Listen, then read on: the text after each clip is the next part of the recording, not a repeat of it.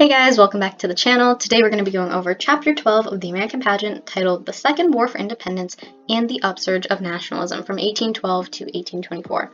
As always, we're going to be using the 16th edition of the American Pageant. If you have an earlier or later edition or a completely different textbook, don't worry about it, the content's going to be the same. To start off, here are the key concepts for this chapter. These are located at the beginning of every chapter in the American Pageant, and I say this every time, but this is super important. I really think that after you read the chapter, you should try and connect the key terms to each of the bullet points because this will really help you organize the information.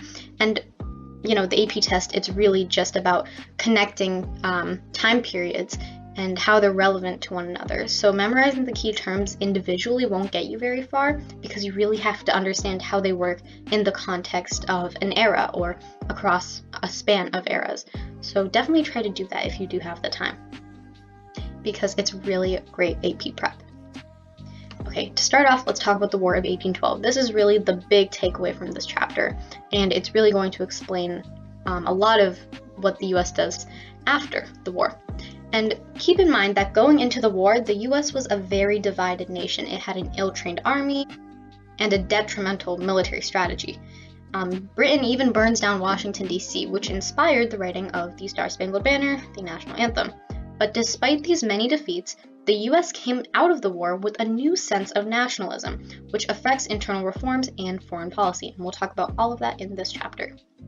And after the war, we have the Treaty of Ghent in 1814. This is a stalemate where neither side wins much of anything, and they both just agree to stop fighting.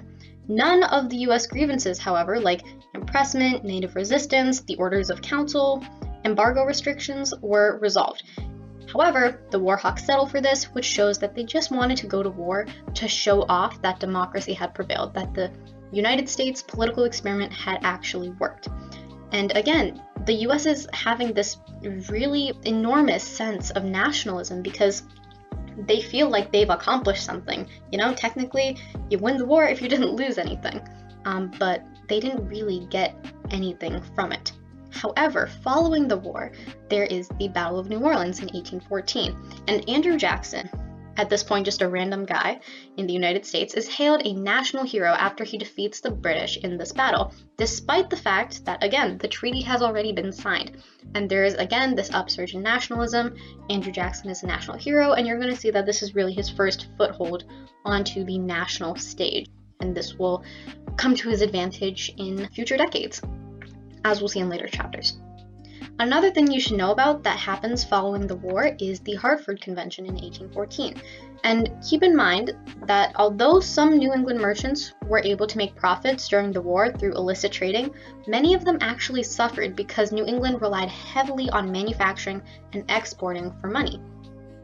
So essentially, they asked that they receive compensation for lost trade, a 2/3 vote in Congress before an embargo could be passed and war could be declared, and they also wanted to get rid of the 3/5 compromise. Remember, this was the compromise that was created during the Constitutional Convention that said that slaves would be counted as 3/5 of a person. And this obviously gave the South an advantage over the North because they had a greater slave population. And Federalists were afraid that Southern priorities were overpowering Northern ones in politics because of their large population, and some radicals in the group even threatened secession, and this is really what people focus on from the Hartford Convention.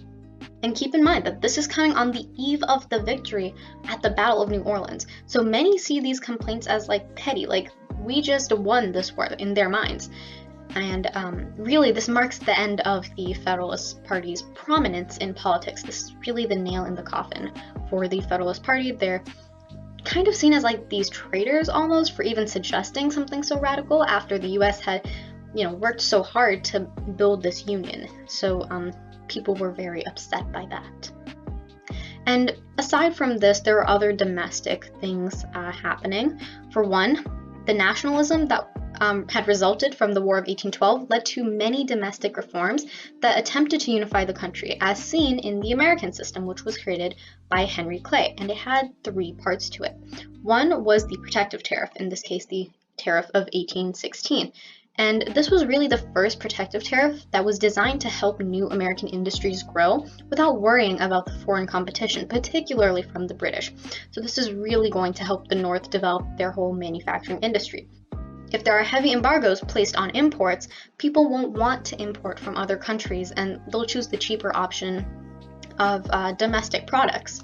And this will really help industries grow, and you're going to see that this is continuing to be a pattern for decades to come. But it's like the tariff is protecting those little baby industries, those little ponies in that gif. So it's much appreciated among the big industries. There is also an idea of a banking system to provide easy and abundant credit, hopefully to create a stronger economy. And finally, there's the idea of roads and canals and internal improvements that would create networks that would hopefully unite the nation both physically and economically. So the idea was that the South would send raw materials and the North would return manufactured goods. So all of this was again designed to create more nationalistic policies, more unifying policies. And slowly, as we'll find out, leading to the Civil War, the regional specialization of the North and the South will lead to a little bit more separation among them. So super important to note. However, this American system wasn't really agreed on by everyone, and you can see this even with the Erie Canal, which was built in New York to improve the transportation despite the federal government's refusal to fund it.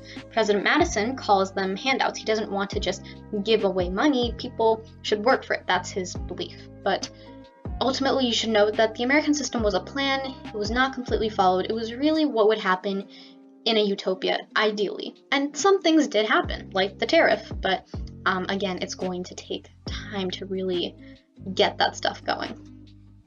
You should also note that this time is generally regarded as the era of good feelings. It's mostly used to describe the administration of the fifth president of the United States, the Jeffersonian James Monroe. He gets elected in 1817 and goes up until 1825 because there was a relatively calm political climate and a lot of economic prosperity because, again, of the tariff of 1816. Everyone's feeling really good after the war, which in subsequent wars the US will definitely not be feeling good afterwards, but they're feeling a lot better.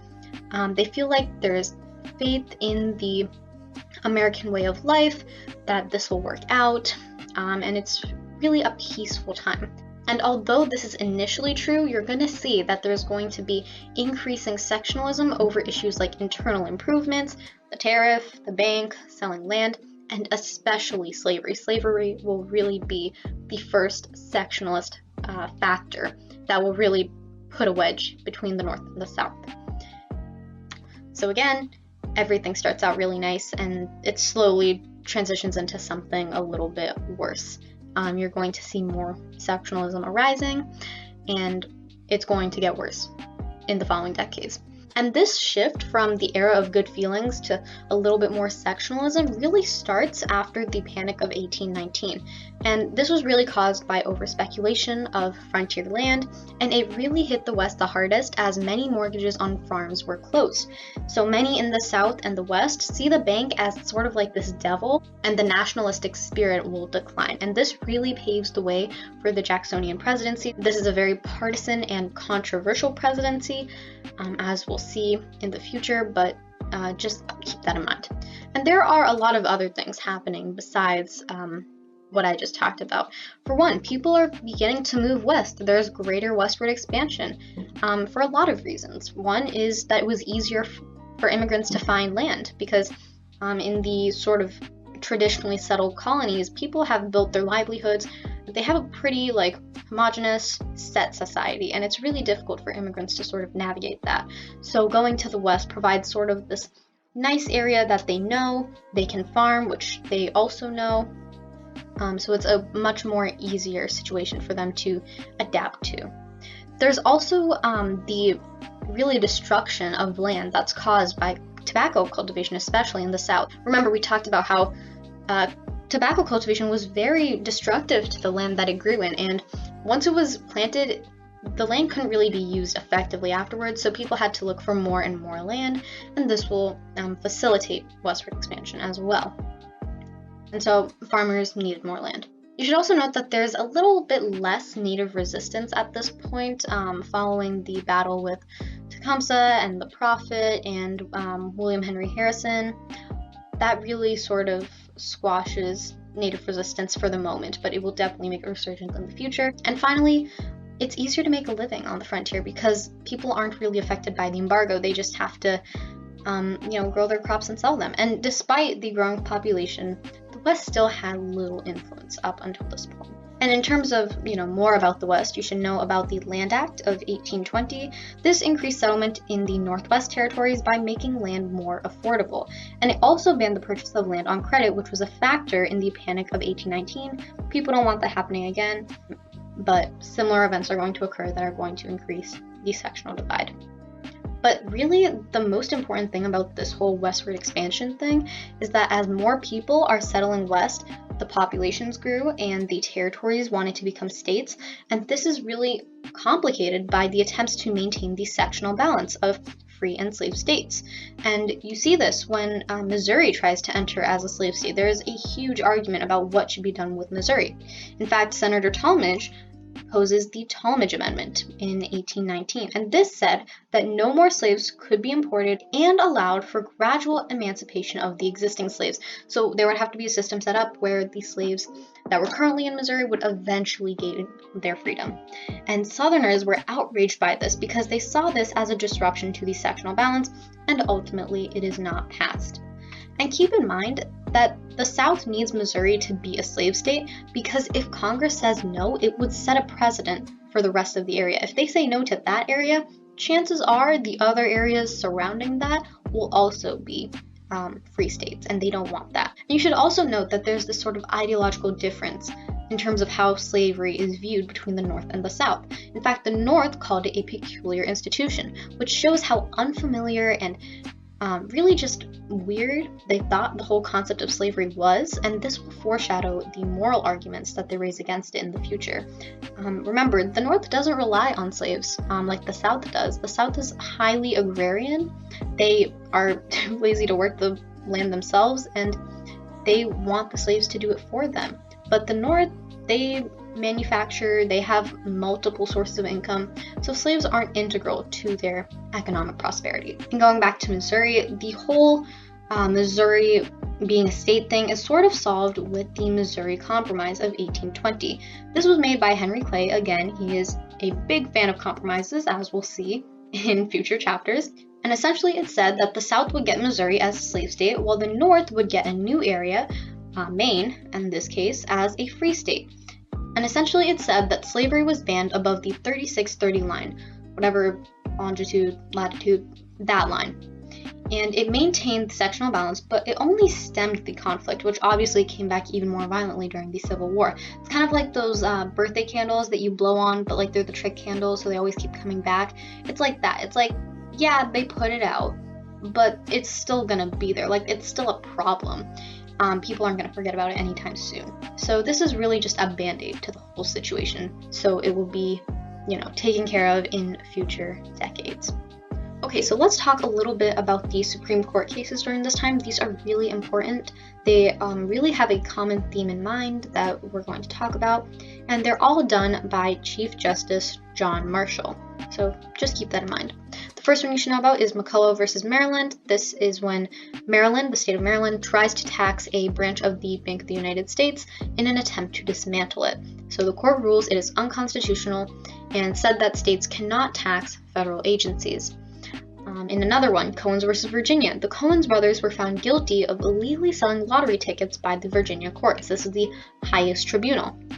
The court rules that the Supreme Court can review decisions made by state courts if the case involves the powers of the federal government, and the states' rights advocates are super angered by this, but really the Supreme Court is just saying that they want to double check whatever the states are doing, so really they kind of get the final say. It's kind of like the court case Marbury versus Madison.